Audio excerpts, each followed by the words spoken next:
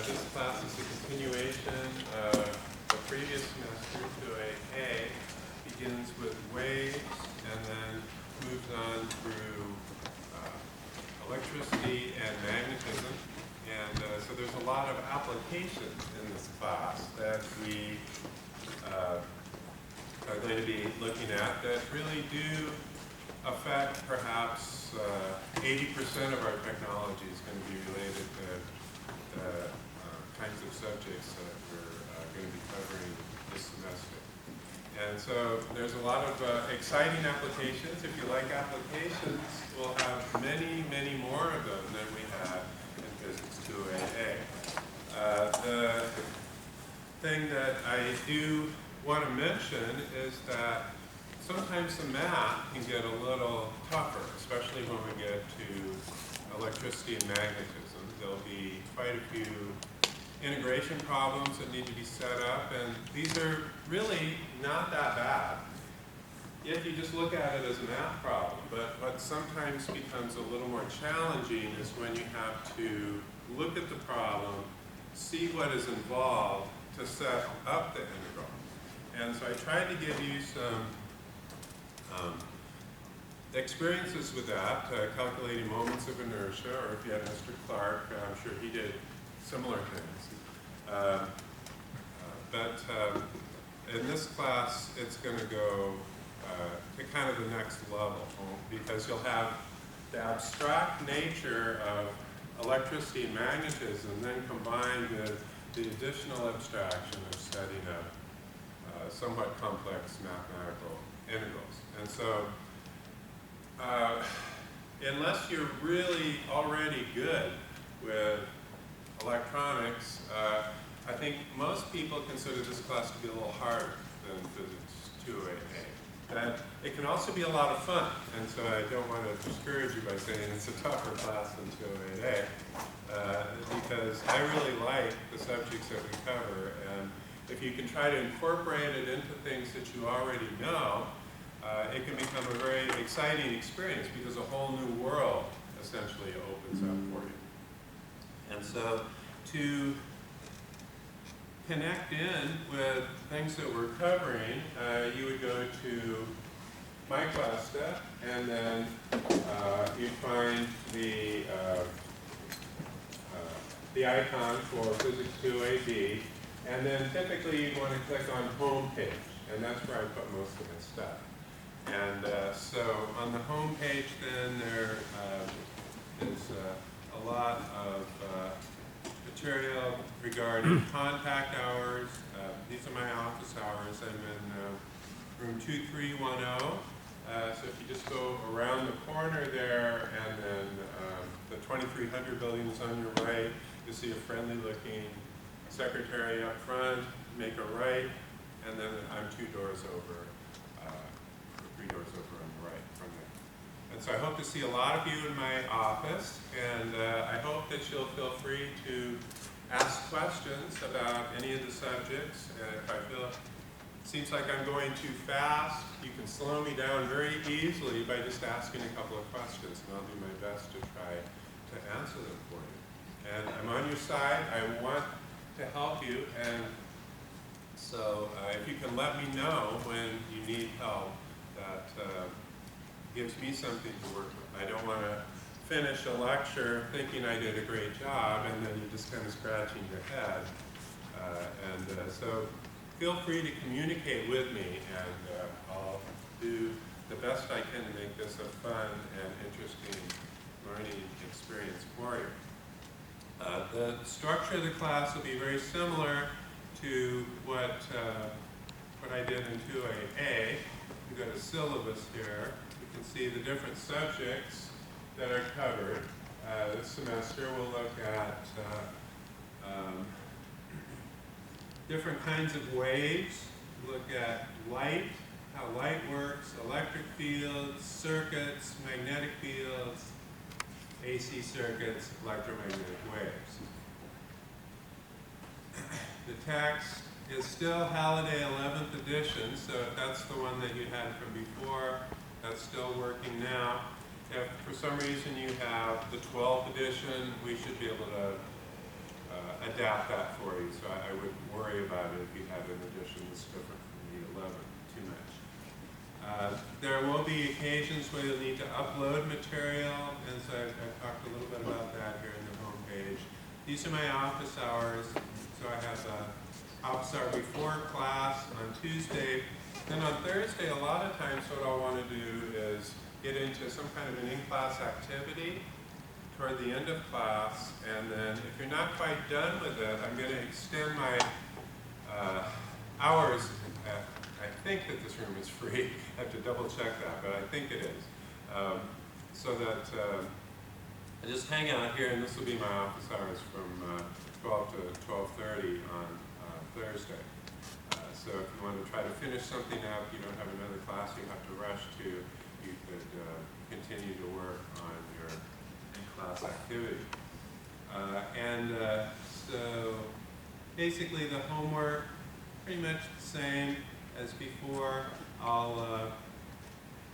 No computer homework, but I'll be collecting assignments that are related to the back of the book, back of the chapter problems, and so those I have listed, and so those will be due on the days of quizzes and exams. We'll have 3 midterms. We'll have maybe 1 to 2 quizzes between each midterm worth 30 to 50 points each, and a final that's worth maybe 1.5 times a midterm. Then in the laboratory, we'll have no lab this week, but that'll be worth about, I think I have here 15% of your grade total. So we'll talk more about the lab later. I have all of you in the lab sections. I have all the lab sections for this, so that we'll have some continuity in terms of Sir, question. The lab mentioned both different from the one for this class. Do we need to look for the lab? Everything that you need is in assignments. So if there was something there about a lab book, I need to take that out. If you just click on assignments, that's all you have to worry about.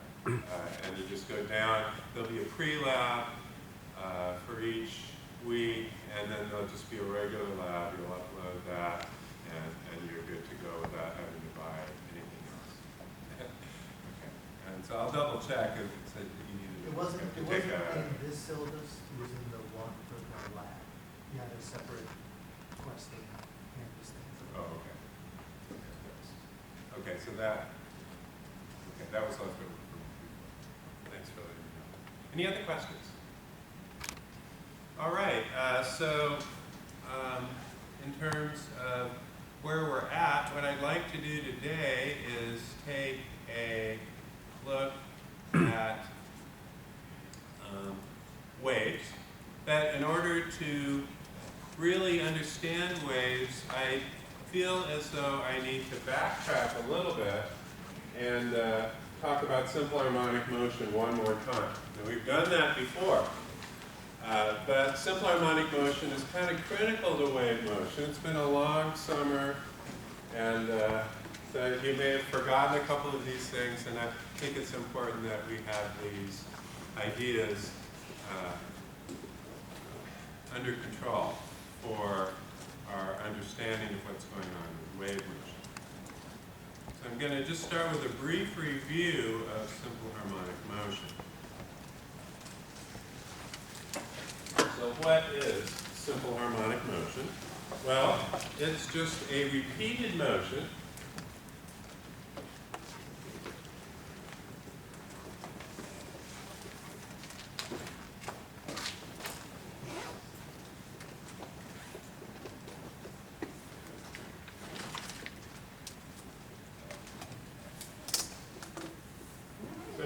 cyclic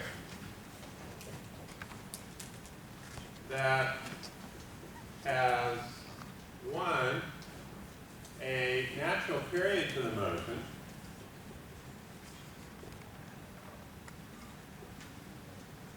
and two, a restoring force.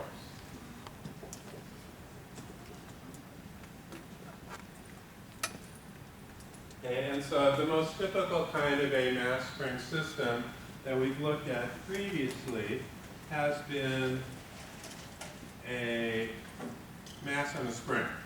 Although we also looked at other kinds of simple harmonic motion. We looked at the simple pendulum, looked at the physical pendulum, we looked at the torsional pendulum, and so those are all other aspects of simple harmonic motion that we don't really need to get into those in a lot of detail here. This is just kind of a review of things that we covered in 208A that we need for wave motion. Why do we need this for wave motion? Because the kind of simple harmonic motion that we're looking at before can disturb a medium. And that medium then can transmit energy in the form of waves. So without knowing how the medium is being disturbed, we don't have a full understanding of what's going on with waves. And so that's the reason why we're doing this here, even though I covered this in 208A. Okay, so we have a restoring force and a natural period to the motion. So what do we mean by the period? Well, T, this is the time to go through one complete cycle.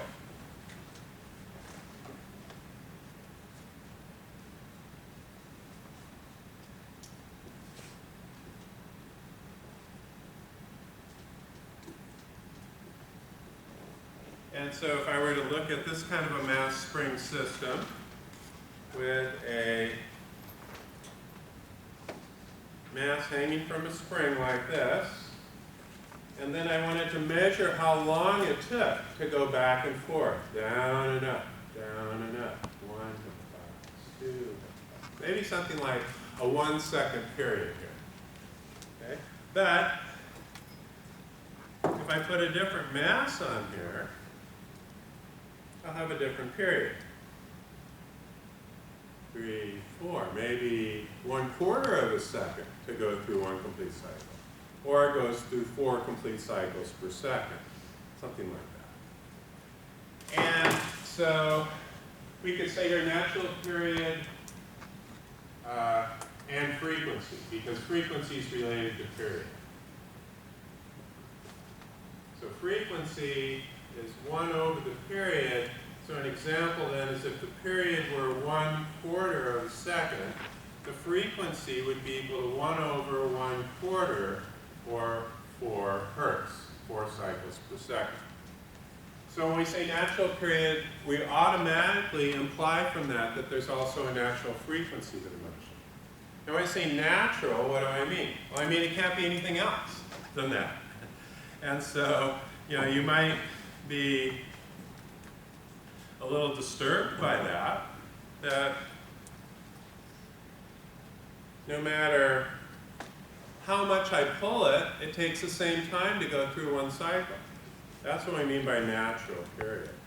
Even though what we call the amplitude is getting smaller here, it's still taking the same amount of time to go through one complete cycle.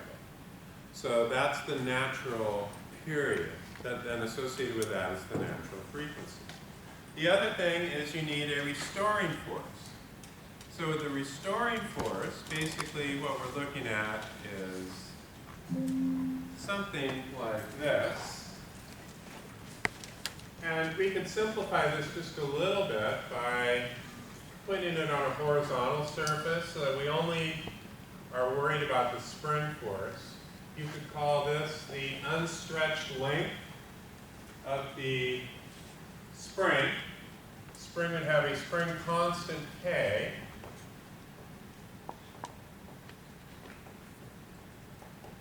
And then if you pull this out to some greater distance, we'll call it x away, then there'll be a restoring force, F equals minus kx.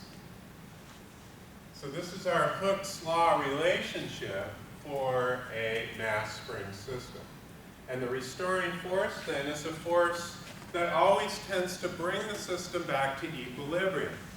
So this is our equilibrium position here. And the force then is trying to get it back to there.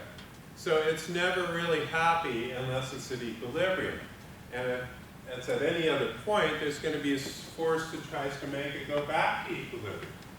So half a cycle later, if we're in this position, a distance x away from x equals 0, like this. So it's coming in like this, and then it compresses. Say if there's enough room for it to compress by an equal amount. So it compresses to here. Then by the time that we get to here, there's still a restoring force that's pointed in the opposite direction from the displacement. And so that's what allows us to have a repeated motion. Because if you pushed it this way and it kept wanting to go this way, then it would never come back. So it needs that restoring force to pull it back to equilibrium. And so if you want to plot this up then on a piece of paper, you're not plotting a wave. It looks like a wave, but you're not plotting a wave. What you're plotting here is the position of the mass versus time. Okay? And so by rolling a piece of paper out from under the mass, as the mass moves up and down, you're basically looking at the displacement of the mass at one point in space. And so it just looks like a wave, but it's not a wave. That's just our plot for simple harmonic motion. And that's a plot of displacement x versus time. And so we saw two different examples. Here would be that same kind of thing plotted out, in which we could look at the displacement versus time function for a system that has two different mass spring combinations. And so we see then that the period is a time here, not a distance. And that period is the time that it takes to go from, say, maximum displacement down and then back up again to maximum displacement again. And so if you have the same object, but just have different amplitudes or displacements from equilibrium, then they're going to plot out with the same shape. So imagine the piece of paper going out from under this thing, and this thing is drawing that shape on the piece of paper. But as it decreases its amplitude, we still have the basic shape of this curve in displacement versus time. Any questions about that? Okay, so once we have that idea established,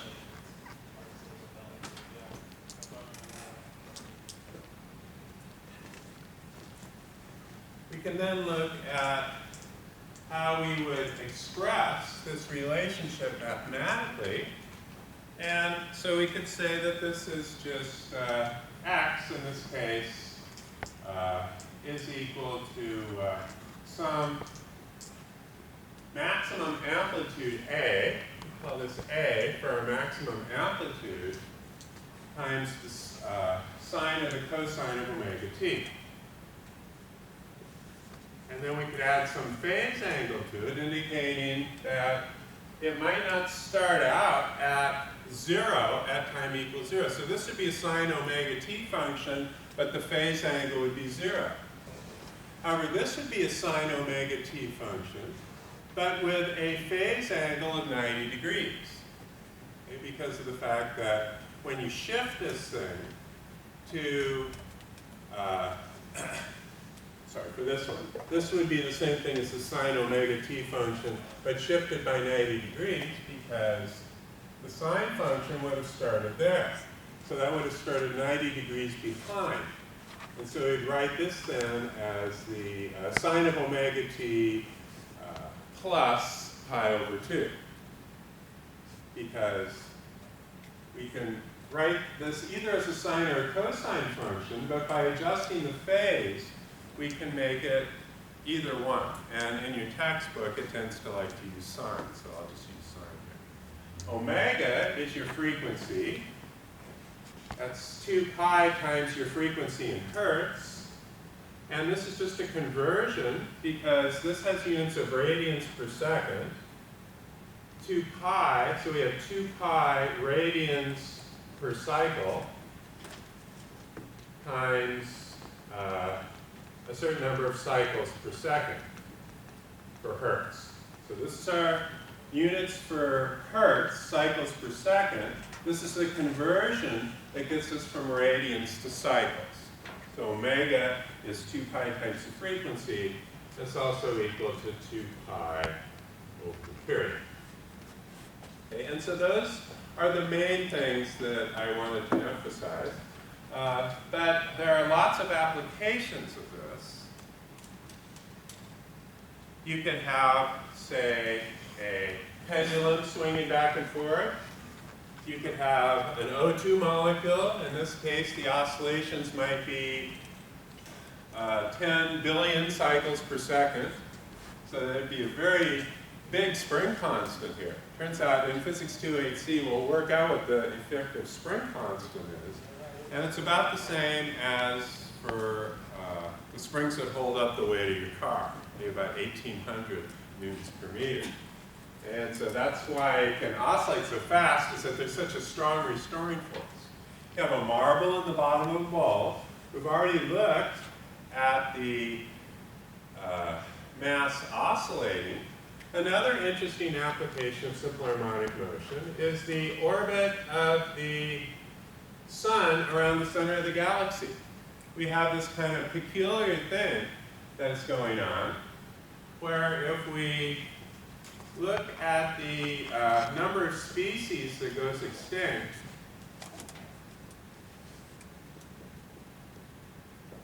versus time, we find that there's kind of a baseline. Typical species live maybe go 3 million years before they either go extinct or they change into some other kind of species. But then every now and then you get a huge jump. This is what we call a mass extinction event.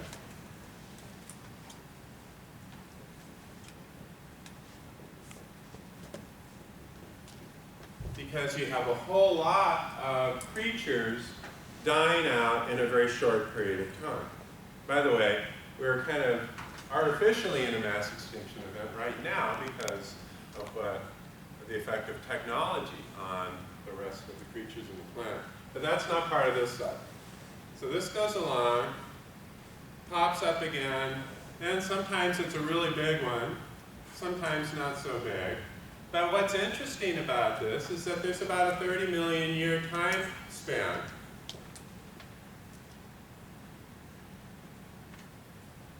between these peaks. And the extinction of the dinosaurs, which was a catastrophic event that killed off 70 to 90% of life on the planet, fits into this cycle. And so we would wonder then, well, is there some internal mechanism of how the species interact that could cause this? Or is this being caused by some external perturbation? And the best thinking is that something is happening from the outside that's bombarding us with huge objects every 30 million years. And so for a while they had the nemesis hypothesis, in which we had a dark star companion that might come in and shake things up every 30 million years. But now the most widely accepted idea is that as the sun goes around the center of the galaxy, it crosses the galactic plane once every 30 million years. So there's a little wobble to the orbit. So this is our simple harmonic motion about this equilibrium position. So here's the galaxy. So if you're above the, from a side view, if you're above the galaxy, there's going to be a restoring force which will tend to pull you back down toward the galactic plane. And then you'll overshoot, and you'll come down here, and then there'll be a restoring force that will tend to pull you back up. Some people have gone so far as to say that they think that dark matter may be contained within the disk of the galaxy, and that's helping to perturb the sun and the rest of the objects as they go around. So the idea then is that there's more stuff to run into every time that the sun crosses the galactic plane. And that happens every about 30 million years. So what's interesting about this theory, hasn't been proven yet, what's interesting about it is that It's something that you can prove. All you have to do is go to other planets like Mars, find their big craters, date them, and if they have the same time sequence as the mass extinction event on the Earth, then you've got very strong evidence that at least something is going on. Maybe not this thing, but something is happening every 30 million years. And this is our best candidate as to what might be causing that. And so a lot of people think that we wouldn't be here if this mass extinction event, which was a really big one, hadn't happened about 4 million years ago. Because that basically cleaned out all of our competition. The mammals at that time were just little rodent-like creatures eking out a meager existence in these little caves. We lost our color vision because we didn't need it. We were always nocturnal, hiding out from the dinosaurs. Then once the dinosaurs were killed off, then that became the age of the mammals. And so that's when we rose to our present position here on the Earth. And so simple harmonic motion is all over the place. And that it's particularly interesting when we get to wave motion. Are there any questions so far? Yeah. Going back to that equation, the x equals a sine, what is x in that? Is that the X is your displacement from equilibrium. Okay. So this is x equals 0. And you pull it some distance x away. So x is a time-dependent function. That is your distance away from equilibrium. And then a is the peak of the... And a is the maximum amplitude. Okay. Or you could call it x max if you wanted to. Okay. Any other questions? All right. So with that, let's take a look at how this relates to wave motion. So you see, that's just very quick. Just a quick little review there.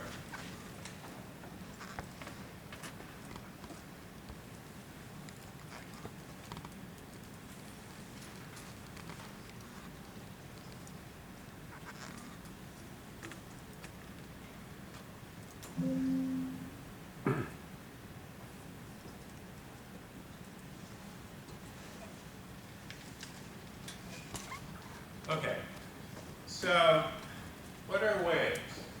Well, we could think of a wave basically as being some kind of a disturbance that travels through a medium.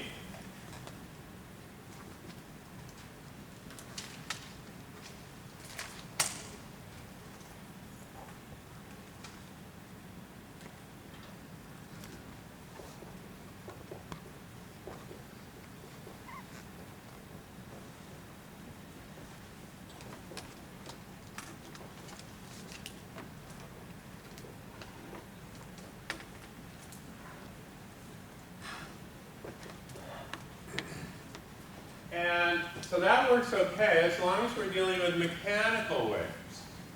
But then once we get to electromagnetic, this idea of a medium is not very well defined. Okay? And so we should make this more specific by saying this is a mechanical wave.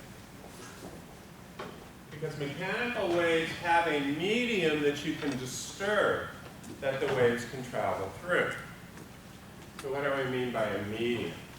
Well, we could think in terms of this slinky, and then the slinky would have a medium that would be the coils in the slinky. So if I give it a little displacement, you notice that the area that's crunched up is what's moving. Okay, so this crunched up area is moving, but the particles themselves are not going very far. The particles are just exhibiting simple harmonic motion about their equilibrium position. But it's the disturbance that transmits energy that goes back and forth. And so one element of the medium pushes on the next, which pushes on the next, which pushes on the next, and that generates a disturbance that transmits energy. So energy is delivered.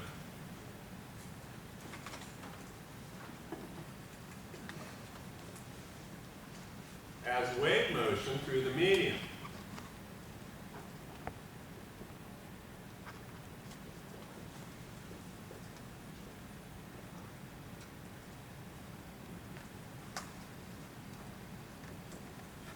And so we've got lots of different examples of mechanical waves. And you could have a string wave.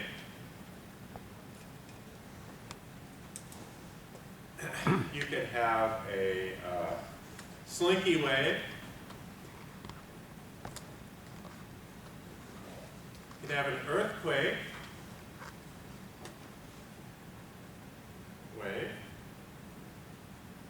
Dot, dot, dot, dot. There's a whole bunch of sound, a very important one. We'll do this in chapter 17. That in all of these situations, you have a medium that must be disturbed. And then once you disturb the medium, there's some restoring force, which tends to bring the system back to equilibrium. That's where the simple harmonic motion comes in, when we start doing our harmonic traveling waves. And so mechanical waves are one very important type of wave that we aren't limiting ourselves to that in this class. We'll also be looking at electromagnetic waves. And so for a long time it was thought that it was space itself that was being disturbed when a charged particle would move up and down. Because when a charged particle would vibrate, that would be the disturbance, and you go, well, the medium must be space itself. But then they discovered that that actually gets in the way of you solving problems. And it's better not to even think of the waves as distorting the space as they travel through it. As a matter of fact, in special relativity, it's required that that doesn't happen. And there's a whole lot of things that fall from that. One is that the speed of light stays constant no matter how fast you're moving. Another is that E equals mc squared. That all comes from special relativity.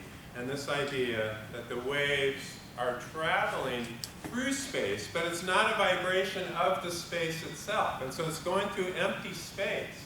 So the medium then is not so well defined with electromagnetic waves. And then I'm not even mentioning this here, but there's also matter waves, which we won't really get to until physics 208C. So these are the weirdest ones of all, because basically what you do is you think in terms of a particle as being made of a wave of probability, whatever that means. And so if anybody can explain that to me, then you might get the Nobel Prize if you could really explain that well.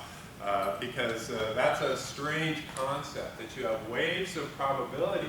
And yet, all of the different tools that we work with here, with mechanical waves and electromagnetic waves, mathematically, will also work for matter waves.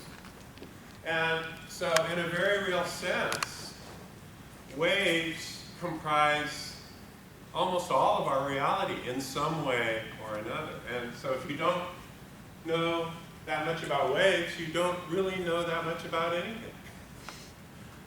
So it's an important subject. And, but we'll start with the more physical kinds of waves that we can visualize better.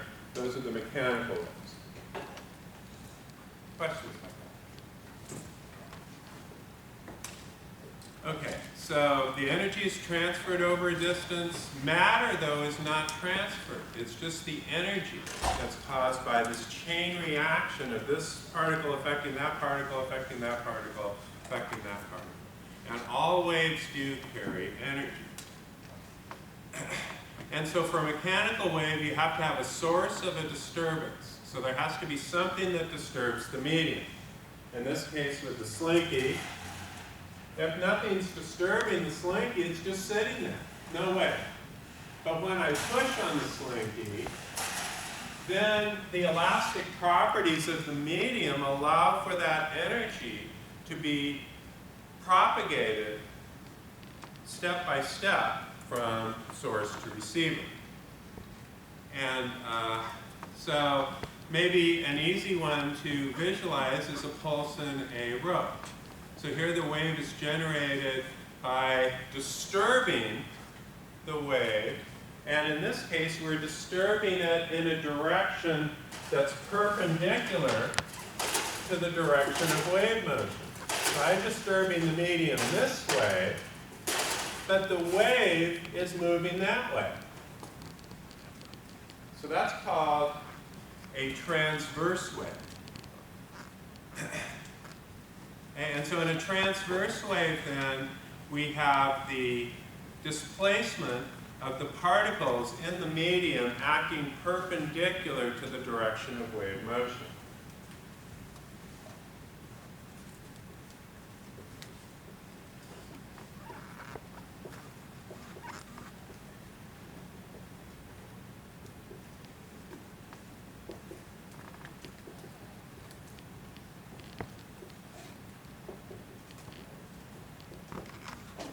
And this direction of wave motion we can also think of here as being the direction of energy flow.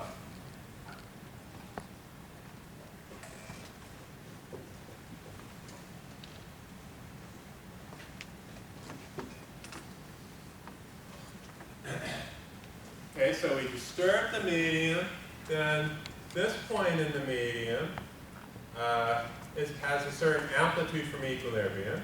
This point in the medium has a certain amplitude from equilibrium. This point has a certain amplitude from equilibrium. But if we look at this point, then we see that that displacement has moved. But the particle is still in the same place. So look at here. That particle then started out here, but then by the time that the wave is to here, that particle is back down to there. You see that? The particles start, and this point in the medium didn't go anywhere, just went up to this point as the wave moved in, and then dropped back down to this point as the wave progressed from here to there. And so a given point in the medium is just moving up and down with transverse motion.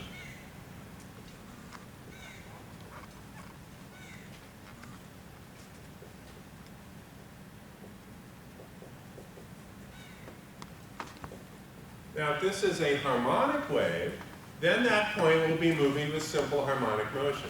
In other words, if the source is, say, like a mass in a spring, imagine that this is bobbing down on the surface of a lake. Then it's going to send off concentric ripples that move away from the source at a certain velocity, and then eventually, if you're sitting here on the shore, this will start to slosh up. This could move a ping pong ball that you have sitting on the edge of the lake there, do work on that ping pong ball, because some of that energy from this bobbing mass has been delivered to that location. So that's the idea then with what a wave does, is it delivers energy by this kind of a chain reaction. And we also have what are called longitudinal waves. In a longitudinal wave, this one was easier to show with the slinky. You basically have compression. And so, although they're called longitudinal, sometimes I prefer compression because that's what's really happening in the medium. And so that makes it easier to remember, for me at least.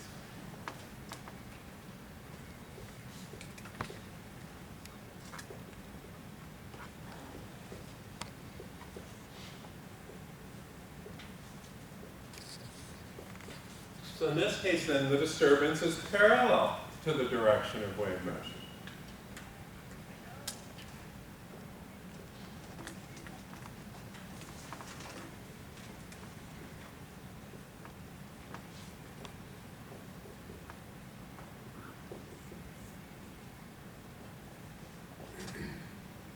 Okay, and so if this is a harmonic wave,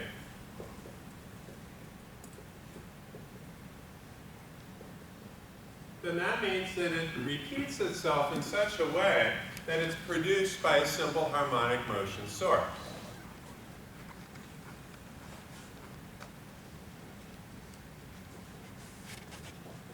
Remember, this was my abbreviation for simple harmonic motion.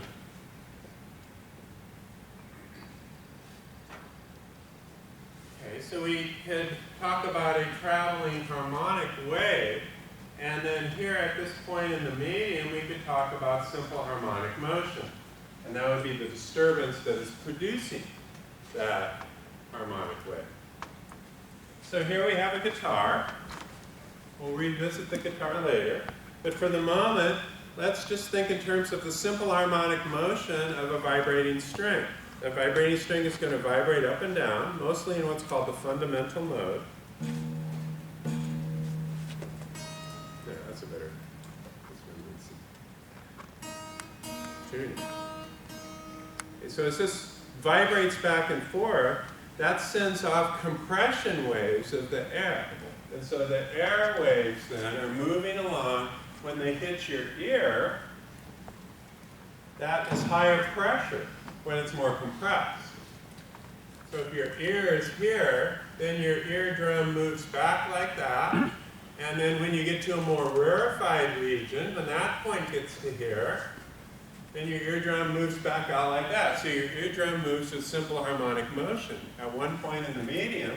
That's how we deliver the energy from the source to the receiver. And so that's how you're hearing it. Very basic part of the physics of it, of course. There's way more going on in the brain than we could even possibly understand. But in terms of the basic physics, that's what's happening.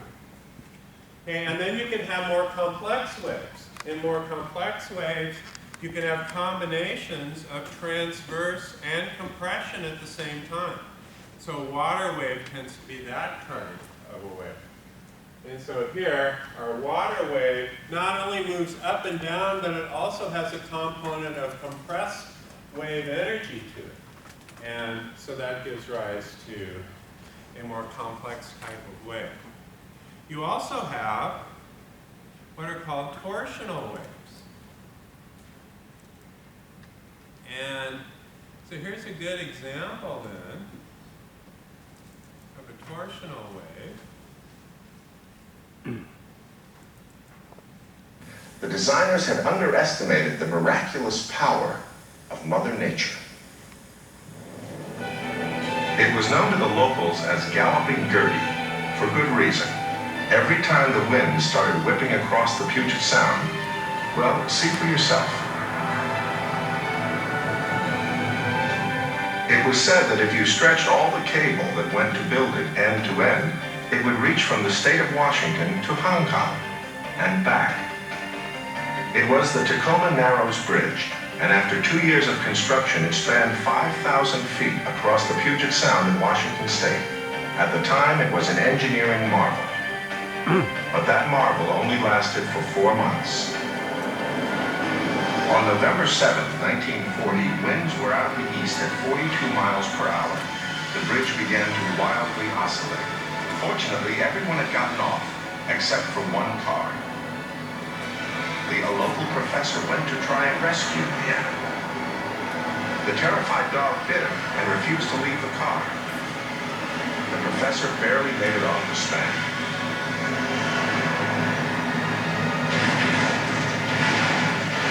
Within the next hour, the bridge tumbled into the water.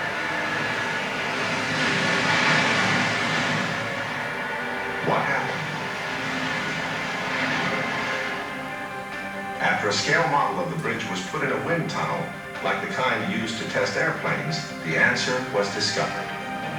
Tests showed that the winds blowing across the Puget Sound had turned the bridge into the equivalent of an airplane wing, lifting the deck into the air. The span had literally tried to take off and had pulled itself apart in the process. Today, there is a new bridge over the Puget Sound, a bridge that is built to last. 130 feet below, the old span still can be found, but there has been an unexpected benefit to the collapse. Before the bridge fell, the swift current made it hard for local sea creatures to make a home in the waters of Puget Sound. But now those creatures have a happy and safe habitat in the ruins of what was once the Tacoma Narrows Bridge. American roads have over 550,000 bridges. A good portion of them have been made safer as a result of what scientists and engineers learned from the Tacoma Narrows Bridge failure. Modern bridges are built with many improved design features, such as air vents in the deck that stop the bridge from trying to take off. What has for years been considered the largest engineering failure in history has actually turned out to be a blessing in disguise. Next, a tea dance turns to disaster when a hotel collapses on the participants. What happened? Okay, well, that one's also an interesting story, but that's not the subject of this lecture, so I'll continue. All right, so everything kind of worked out. The sea creatures got a nice home from the collapse, but they were so proud of their bridge. If you took all of the cable that made it up, it could extend all the way from here to Japan and back again. You know, it's just amazing that they didn't take into account these natural disturbances that could reinforce each other. And so this actually gets a little bit into standing waves, which we'll be dealing with in a little while. But when you get a reflected wave and a transmitted wave interfering in just the right way, you can get what's called a standing wave. And at that point, it resonates. And if you keep building up that resonance, you can eventually get to the point where the structure will fail.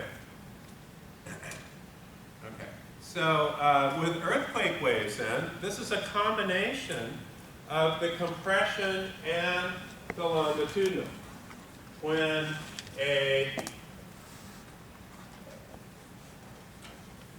point in what we call the plate moves with respect to some other plate, we have what's called plate tectonics. And so these motions are generated originally by heat that's being released from the Earth's interior. And that causes the plates to move at about the rate that our fingernails grow. But if you put your hands together and then try to slide them, what you'll notice is that they don't slide smoothly. They'll tend to build up some static friction and then it'll be released, build up some more static friction, it'll be released. And the rate at which it builds up energy and then releases can actually be a harmonic function and can give rise to simple harmonic motion of an earthquake wave. And so in earthquakes then you have what's called the primary wave, that's the P wave. So that's the compression wave.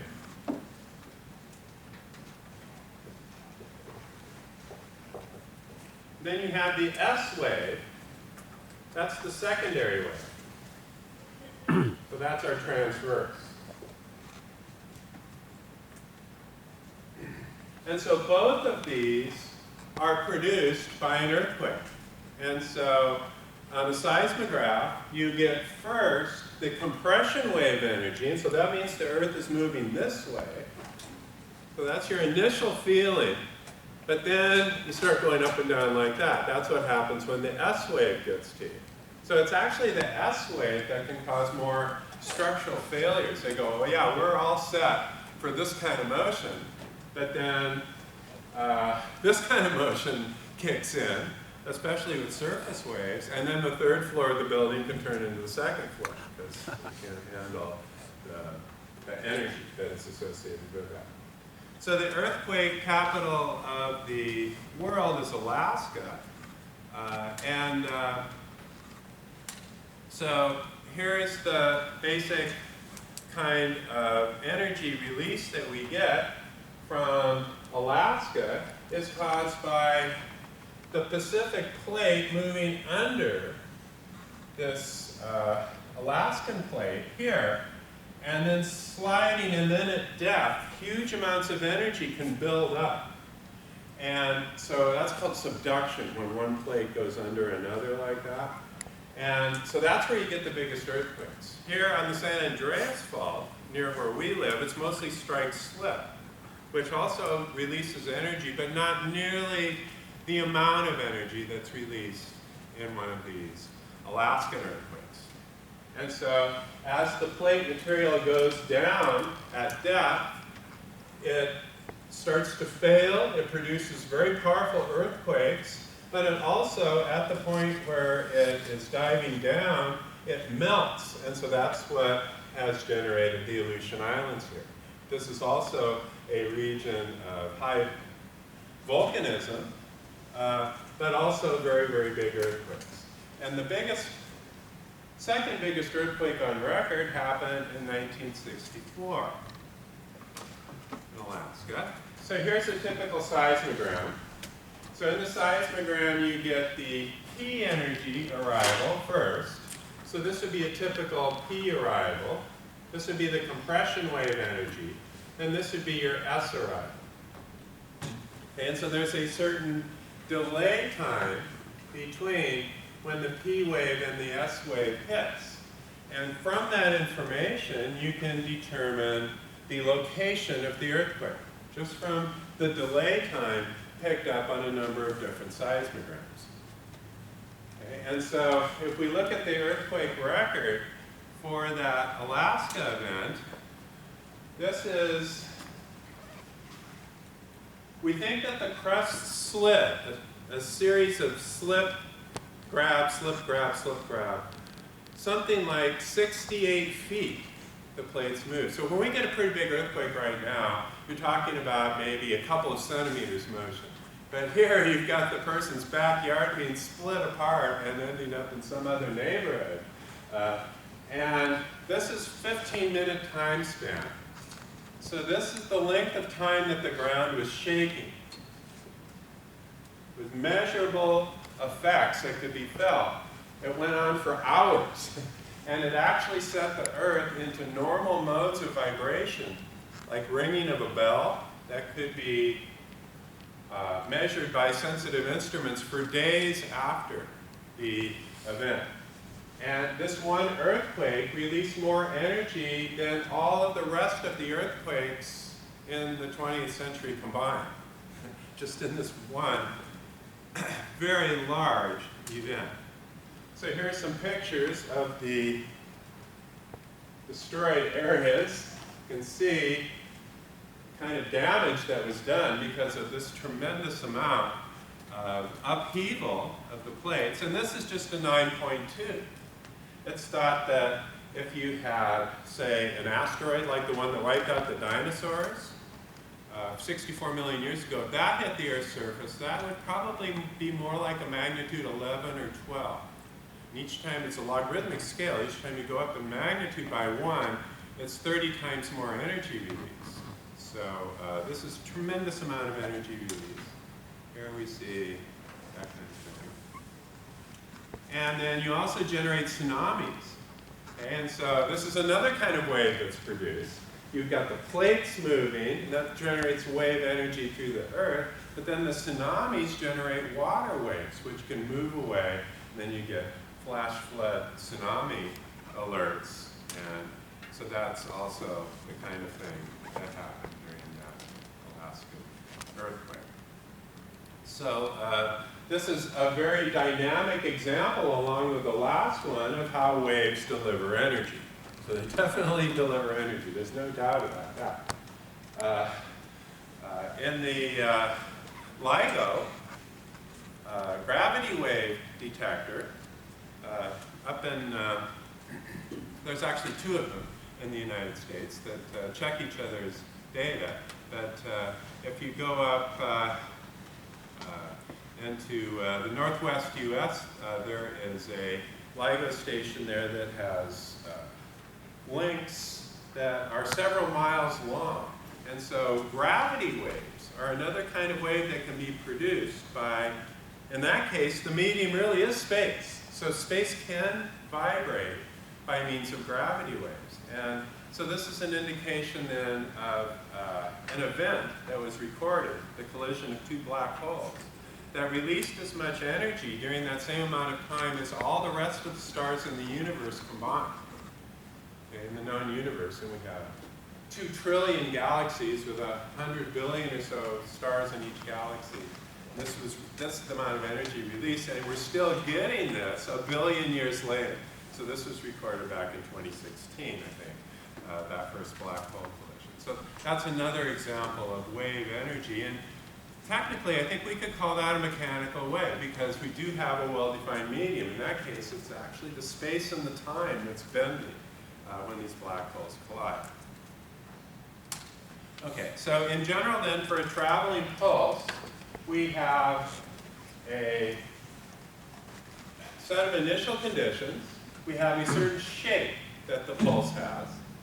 And then if we just have one pulse moving along in time, it moves along through a distance that's equal to the velocity of the wave motion multiplied by the time.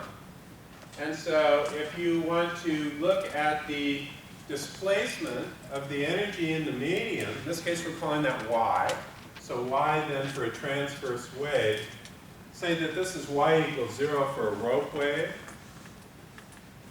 Then what you would write then is some function that has the same shape but is displaced as a function of time. So this shape has moved to here. And so the way to express that motion is to write it as a function of x minus vt, where v is the velocity of any point on the wave. If the wave maintains its shape, that means that the velocities of every point on the wave have to be the same. Because if the velocity at this point on the wave were different than the velocity at that point, that would change the shape of the wave. So the properties of the medium have to stay constant. And while that's happening, the whole shape of the pulse has moved a distance vt. So as time goes up, x goes up. And so that allows you basically to surf the wave. Okay? By writing it as a function of x minus vt, you stay at one point on the wave, and you have that same function of the wave. But that wave is progressing in time, which means that the energy is moving toward the right. Okay, now if it's moving toward the left, then you would want a negative velocity in here. Okay, and so then your function then would be plus vt rather than minus vt, and so that would indicate then a motion of the wave pulse to the left rather than to the right. And so these are the basic forms then. The pulse has the same shape, but it's displaced in time so that that function of x is replaced by x minus vt, or x plus vt.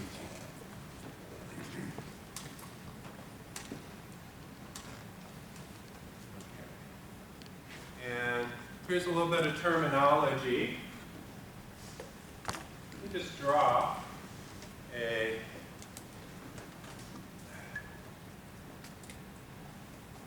little room here for us.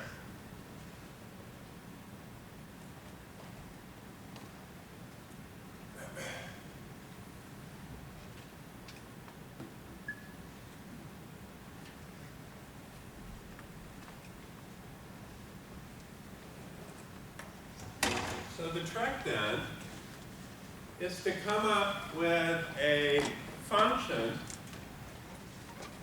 for describing the wave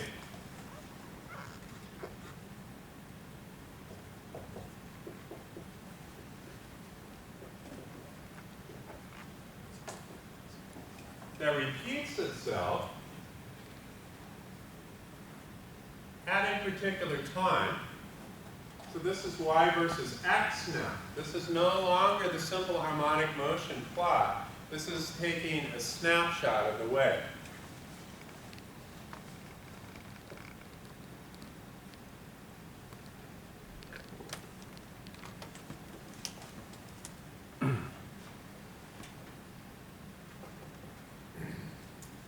And so at this point then we can say, well, this is going to be a wavelength, lambda. That's the distance between adjacent peaks. And the frequency, in this case, is going to be equal to the rate at which new cycles of the wave are being produced. If you take a snapshot of the wave, then the time is a constant. You could set it equal to 0, but it's just some constant value for the time. And you're taking a snapshot of the wave. That's what you get. And so we see then that for this kind of a wave, we can write this then as y equals a times the sine of 2 pi over lambda times x. Why does that work? Well, we want it to be a repeating sine function, and when x equals lambda, we want to have gone through one complete cycle. So this is a wavelength.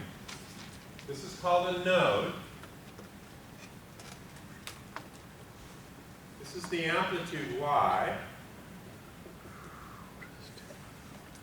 And this is a function of x and t. Okay, now in general, in this case, we're taking a snapshot, so it's at a constant time. But at this moment, at this particular time, that's our amplitude at that particular point. This is our maximum amplitude.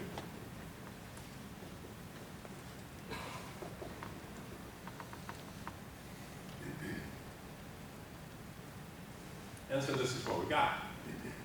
Okay, 2 pi over lambda times x. So when x equals 0, y is 0. When x equals, what would this be when we get to a maximum here in terms of lambda? This is lambda, let's say. X equals lambda. Then what would this distance be? Quarter lambda. Okay, so at this point then, I'm going to expect y at x equals lambda over 4 to be equal to a. Wouldn't I expect that? Because that's when it's at its peak. Okay, so how would I prove that? Well, I just plug it into this expression. Say y is equal to a times the sine of 2 pi over lambda times lambda over 4. And that'll give me a times the sine of pi over 2. But that's just a. Sine of 90 degrees is just 1. Okay, and so that checks out. We could go to lambda over 2. That would bring us to this point, half a wavelength later, and that we'd expect to be a node. Okay, so if I put lambda over 2 in here, I get the sine of pi, which is 0. Okay, if I plugged in 3 lambda over 4, I get the sine of 3 lambda over 2, which is minus 1. So that would bring me to this point, x equals 3 lambda over 4. Plug that in to this expression here. That would be a times the sine of 2 pi over lambda times 3 lambda over 4. So that would be 6/4 is 3/2. A times the sine of 3 pi over 2. But that's just the sine of, what, 270? That's negative 1, minus a. So that flicks us into this spot on the curve. And then, of course, when x equals lambda, we're back to the sine of 2 pi, which is 0. So that's here again. Okay, so this is what's called a node. This maximum amplitude region is sometimes called an antinode.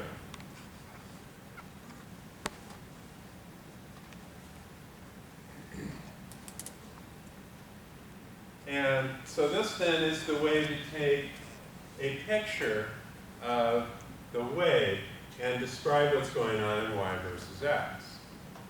We saw before, though, for simple harmonic motion, that at one point in the medium, now we look at a constant x,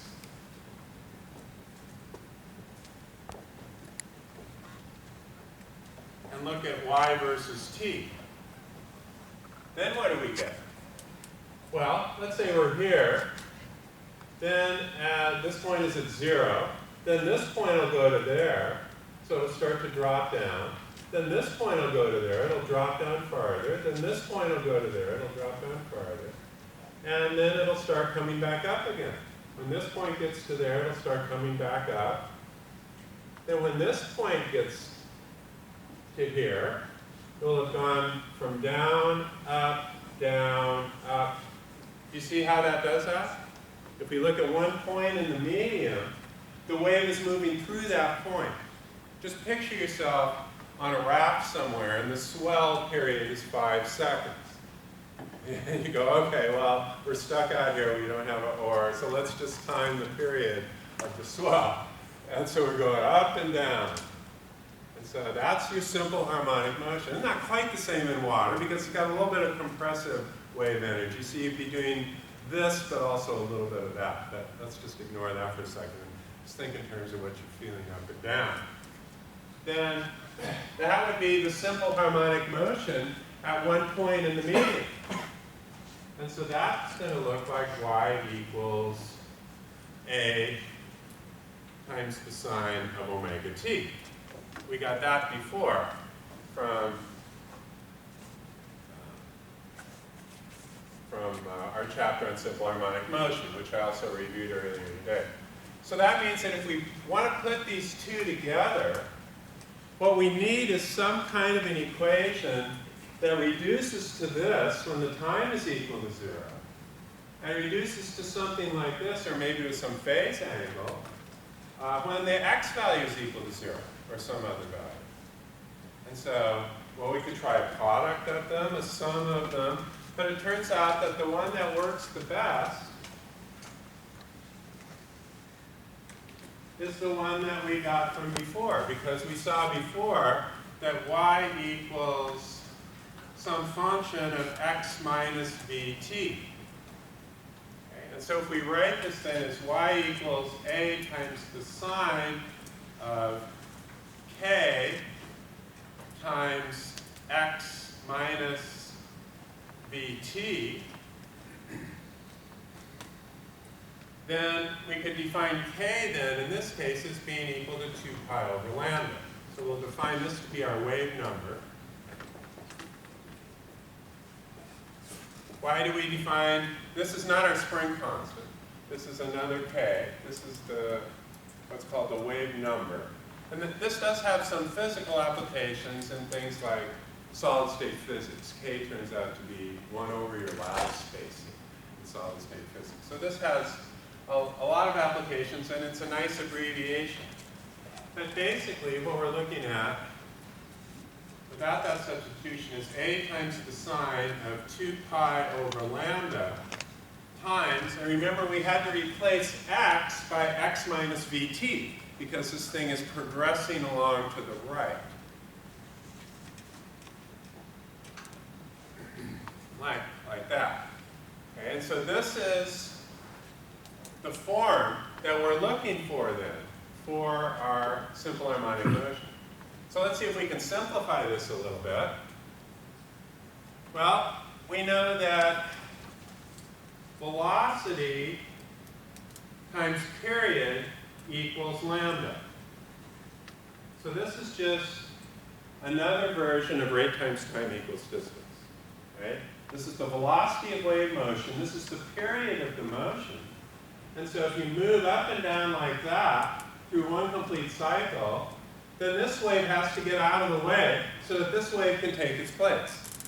So that means that each point in the medium in an amount of time that's equal to the period of the wave must be equal to the wavelength. And if that weren't the case, if this point didn't go to here, and this point didn't go to there, and this point didn't go to there, then the shape of the wave wouldn't be preserved. So that has to be the case. And so this is how we tie in the fact that the disturbance is moving, is we add or subtract this vt from in there. So then this becomes a times the sine of 2 pi over lambda times x minus 2 pi velocity over the wavelength times t. But velocity over the wavelength is just the same thing as 1 over the period. Okay? And so velocity then wavelength over period. And so we can write this then as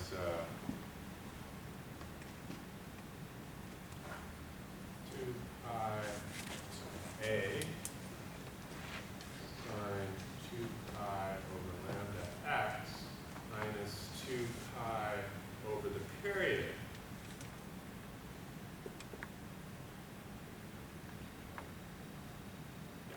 period times t. Okay, but 2 pi over the period is just omega. So this is just the sine of kx minus omega t. You could also think of this as being 2 pi times the frequency. Remember, omega is 2 pi f. So this is one form for the equation. The other one, which is equivalent and very important, is frequency times wavelength equals wave velocity. Okay, so whichever one you decide to use, what we end up with essentially here is something that looks like our sine of kx when the time is 0, but it looks like the sine of omega t when x is 0. And if we want to make this more general, we can write it in terms of some phase angle phi. And then x and t don't have to be 0. They can be any other values that we want. And then this is just our general description then for x and t, for a traveling transverse harmonic wave. And so this is about as mathematical as we get.